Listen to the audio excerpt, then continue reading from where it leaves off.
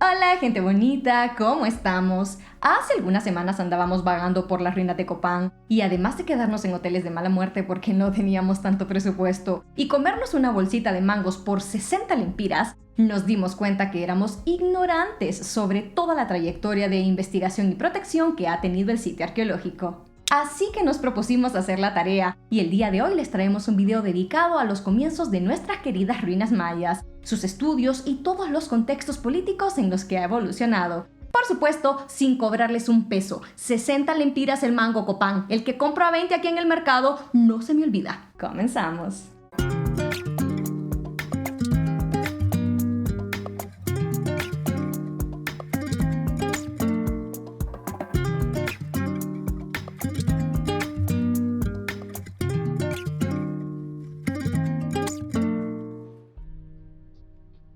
Primera fase, 1845-1897. La independencia política de España por las provincias de Centroamérica en 1821 implicó una continuación del esquema político-administrativo heredado de la época colonial, y el corto periodo de 2 años de anexión a México retrasó aún más una propuesta estatal propia en toda la región. Va a ser hasta la Federación Centroamericana de 1824 a 1838 cuando, en medio de guerras civiles y la hostilidad de los conservadores, finalmente se intenta concretar un proyecto estatal, el de los criollos de ideología liberal, que bajo la imitación de planteamientos políticos propios del republicanismo francés y estadounidense, buscaban una inmediata recomposición política que llenase el vacío de poder dejado por España. Como bien decía José Cecilio del Valle, no estábamos preparados para tremendo tamal. Mírense el video que hicimos de la independencia no asumida para más contexto. El gobierno federal encabezado por Francisco Morazán envió en 1834 al coronel Juan Galindo a Copán para recuperar el perdido monopolio del tabaco, que en el lapso de la guerra había pasado temporalmente a poder de los gobiernos estatales, quienes rehusaban desprenderse de él. En su viaje, Galindo aprovechó a explorar las aún nada famosas ruinas mayas de Copán, elaborando apuntes y dibujos que atraerán poco después el interés del norteamericano John Lloyd Stephens. Cuando Stephens arribó en 1839 a Centroamérica por encargo del entonces presidente de Estados Unidos, Martin Van Buren, aprovechó su estancia y la seguridad de su cargo diplomático para satisfacer su interés por la arqueología. Le acompañó el arquitecto y artista Frederick Carterwood, quien ilustró con sus dibujos de estructuras y esculturas mayas la obra que Stephens logró publicar en 1841, Incidentes de viaje en Centroamérica, Chiapas y Yucatán, que tuvo una gran difusión a nivel internacional. Cuando se disuelve la Federación Centroamericana, Honduras dio por primera vez pasos hacia la creación de su propio Estado y su propia identidad nacional, no sin antes encontrar dificultades y obstáculos propios de una entidad en gestación. La cada vez más fuerte Federación de Estados Unidos de América ya cuestionaba y competía por desplazar la dominante presencia de los intereses británicos entre los nacientes países de Centro y Suramérica. En un ambiente como este, donde los intereses extranjeros incidían de forma determinante en las acciones y decisiones de los primeros gobiernos de Honduras, es cuando se da el primer momento de selectivo interés por la protección de las ruinas de Copán, emitiéndose en 1845 un acuerdo que les brindaba seguridad gubernamental. El contexto histórico y el mismo acuerdo son más bien una réplica a la difusión internacional que obtuvieron las ruinas de Copán a través de la obra de Stephens. No crean que nuestros queridos gobernantes tenían algún grado de conciencia o noción de su valor arqueológico. Ese acuerdo de 1845 es bien básico y solo muestra un visible desconocimiento del potencial del sitio. Pero, ¿y qué esperaban? ¿Que nuestros gobernantes leyeran y se interesaran por algo que no sea de su propio beneficio? ¡Claro que no! El gobierno de Ponciano Leiva, en el marco de un proceso de aplicación de la ley agraria, decidió, mediante acuerdo en 1874, trazar una caballería de tierra en el Valle de Copán, que comprendiese las ruinas y demás monumentos de la antigüedad que allí existen. Nuevamente, las autoridades se pronuncian hacia la protección del sitio en el sentido de evitar su extracción o destrucción, y por primera vez destaca su interés por su estado y alternativas de conservación, aunque no se señalan castigos para los infractores y deja que la responsabilidad caiga en la gobernación del recién creado departamento de Copán. A finales del siglo XIX, la ciencia antropológica en Europa Occidental y Estados Unidos transitó por una renovación teórico-conceptual hacia el estudio de lo sociocultural. lo que implicó un creciente interés científico en las sociedades indígenas de América Latina y en el estudio de sus sitios arqueológicos. Ello propició también un creciente interés de parte de los museos de Estados Unidos y Europa Occidental por adquirir para sus colecciones artefactos antiguos provenientes de países del tercer mundo. En Honduras, esto se tradujo en la presencia en las ruinas de Copán de investigadores como el arqueólogo inglés Alfred Percival Maudslay, quien en 1885, bajo la favorable atmósfera del reformismo liberal, realizó excavaciones, levantó planos y mapas, tomó fotografías, hizo moldes y réplicas, que acompañó con los dibujos de Annie Hunter. Los esfuerzos de Maudslay por estudiar la escultura y arquitectura monumental de Copán son considerados el primer gran impulso en las investigaciones de este sitio arqueológico, a la vez que estimularon al Museo Peabody de la Universidad de Harvard a organizar expediciones de investigación al recién creado municipio de San José de Copán. Segunda fase, 1898-1919. Pocos años después de las expediciones iniciales en Copán del Museo Peabody y con el advenimiento temporal de la paz en el país bajo el mandato de Policarpo Bonilla, en 1898 el Congreso Nacional de Honduras resolvió la creación de un Museo Nacional, institución oficial destinada a la promoción comercial, industrial y artística del país, así como a la protección de sus bienes arqueológicos, ya que se había vuelto muy frecuente la salida masiva de bienes culturales sin ningún tipo de regulación. Pese a la voluntad manifiesta, el Museo Nacional no se llegó a concretar hasta 34 años después. Y adivinaron, tenemos un video de eso. Por aquí se los vamos a dejar. Cuando el Museo Peabody dio inicio a sus investigaciones arqueológicas sistemáticas, no requirió tener un permiso gubernamental, cosa que cambió en 1900, cuando el entonces presidente Terencio Sierra acordó una contrata entre el gobierno de Honduras y la institución académica extranjera. La contrata tiene la semejanza del reparto de un botín y refleja el propósito del Museo Peabody de enriquecer sus colecciones con objetos arqueológicos valiosos, revelando no solo el interés predatorio que guiaba sus acciones, sino que además ejemplifica ese concesionalismo heredado de la reforma liberal que caracterizó a los gobiernos de turno. Llévese todo lo que usted quiera, señor extranjero, se lo doy en bandeja de plata.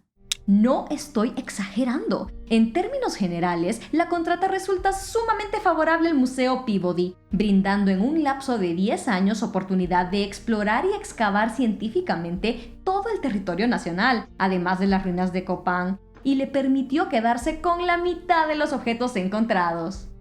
Y en cuanto a los derechos adquiridos por el gobierno, no estamos muy seguros de si se nombraron interventores para vigilar las excavaciones, cómo se manejaba la otra mitad que le correspondía de los objetos encontrados, o si a alguien le importó que el Museo Peabody no cumpliera con lo poco que le exigía la contrata.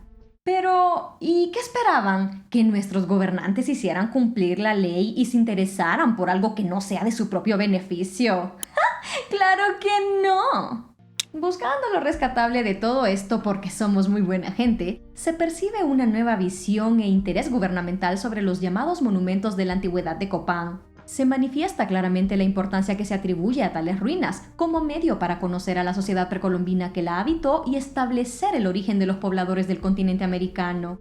Comienza a existir a nivel estatal la noción de patrimonio cultural arqueológico. No obstante, esta visión no había permeado en la misma sociedad vecina a las ruinas, donde se usaba la piedra tallada y las esculturas en la construcción de los cimientos de las casas, con el completo permiso de las autoridades municipales de San José de Copán.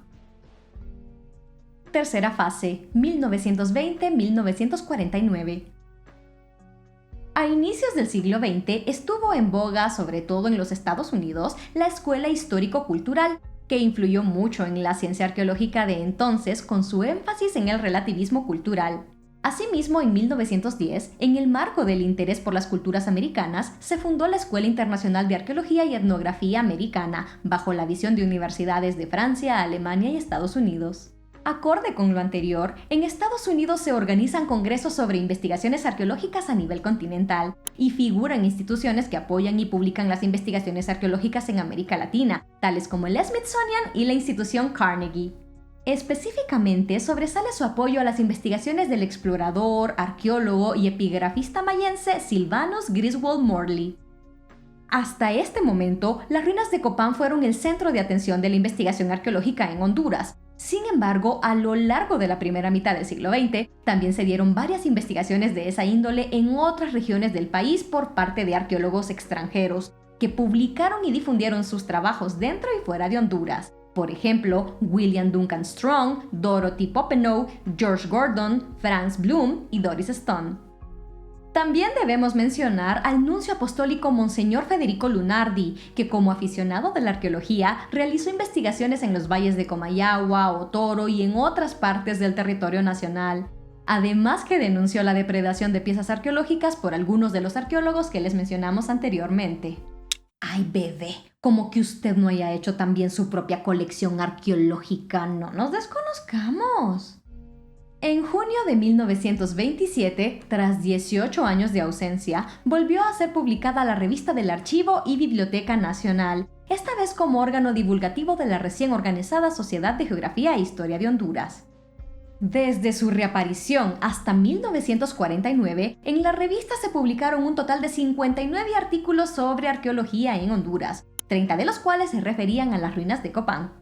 Y es precisamente a partir de las décadas de los 20 y de forma enfática ya en los 30 y 40 del siglo XX, que el exclusivo sector intelectual oficial hondureño finalmente captó al sitio arqueológico maya como un nuevo y selecto elemento a integrar en el proceso de invención de la hondureñidad, entrando así a una etapa que se conoce como la mayanización de Honduras, donde se aprovecharon los resultados de las investigaciones arqueológicas de Copán para propiciar, afinar y difundir la invención de un selecto pasado prehispánico de la hondureñidad en gestación. Y decimos selecto, pues a la vez que se exalta el pasado maya, se excluye el pasado y el presente de todos los indígenas no mayas. Con el gobierno presidido por Tiburcio Carías Andino es cuando toma fuerza el discurso oficial de la mayanización, concretando algunas acciones coordinadas hacia la protección, conservación, estudio y promoción del patrimonio arqueológico del país, pero sobre todo el de las ruinas de Copán. Se procura controlar a quien realice exploraciones arqueológicas en cualquier parte del territorio nacional y evitar que saque del país las piezas arqueológicas encontradas. Se creó la Comisión Arqueológica Nacional en marzo de 1934. Se destinaron 5.000 empiras para la restauración y conservación de las ruinas de Copán. Se realiza la reapertura del Museo Nacional y se financia la construcción del Museo Nacional de Arqueología en Copán Ruinas, inaugurado el 15 de marzo de 1939.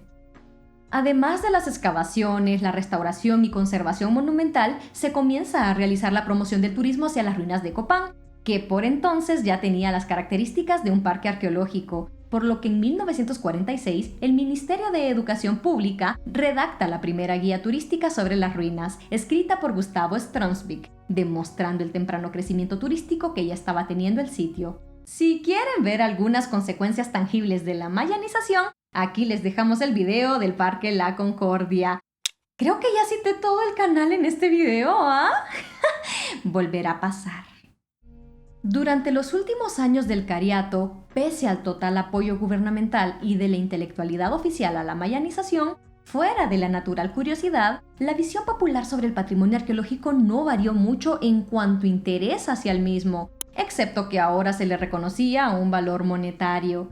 Para los ciudadanos en general, las piezas arqueológicas eran un simple medio de lucro. Se saqueaban sitios arqueológicos solo para encontrar algún objeto que buscaban vender a exorbitantes precios, y cuando nadie se las quería comprar porque no tenían ni idea de qué era eso, o las piezas estaban todas descontextualizadas, las regalaban a los extranjeros o las vendían como baratijas para contrabando. Sin embargo, con el tiempo se fueron realizando mejores gestiones para la protección de las ruinas, creándose instituciones, nuevos reglamentos, leyes y dando lugar a la protección de otros tipos de patrimonios más allá del arqueológico. Si quieren ver qué pasa en los años posteriores, continúen con el video de la protección del patrimonio en Honduras.